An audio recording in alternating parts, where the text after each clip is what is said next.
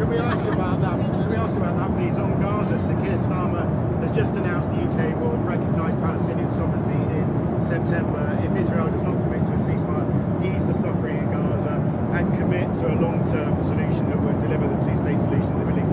Did you know that was coming? No, we never discussed it. Surprisingly, it was never really discussed. Maybe a little bit at the news conference, but he was sort of discussing it with you. We never did discuss it.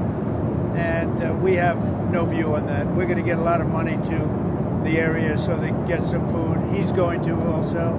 I think the European Union is going to put up money too for food.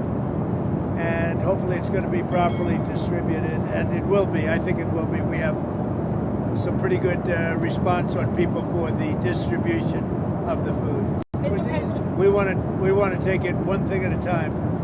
They need food, and they need people to be able to get them the food.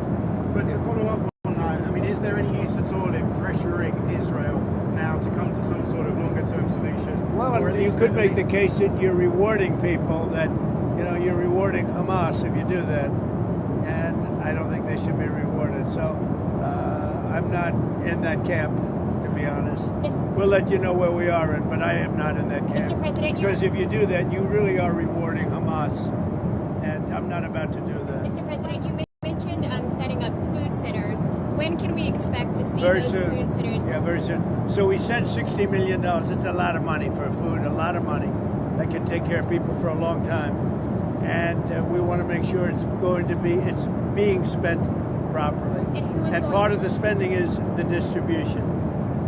If you know, a lot of money's been sent by other countries, but nothing compared to us. But a lot of things have been stolen. They send money, they send food, and Hamas steals it. So it's a tricky little game. But we're going to make sure we have some very good people. They're going to be watching it. Who is going to be running those food centers for you, and what kind of oversight? Well, we're going to be dealing with Israel, and we think they can do a good job of it. And they want to do it. Of monitoring the food centers? No, they want to do it. The food centers, yeah. They want to preside over the food centers to make sure the distribution is proper.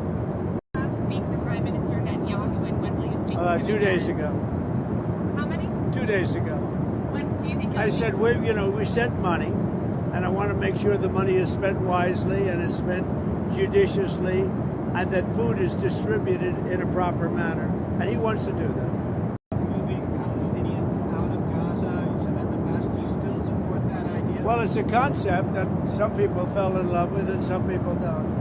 We really have to see how it all works out before we do that. But, you could do something spectacular, but that's a different concept. You could also probably do it if you left some. Some are leaving automatically, you know that. Some would like to leave. I think many would like to leave if they were given an alternative. They really have no alternative now. But certainly that was a concept that was really embraced by a lot of people. But also some people didn't like it. Prime Minister Starmer, he was kind of critical of Israel and said more pressure needed to be put on Israel to allow food to get in at speed. Do you feel that Israel is a good? I think Israel wants to do it. Actually, I think Israel wants to do that. They're going to want to, and I can tell you that they want to do it.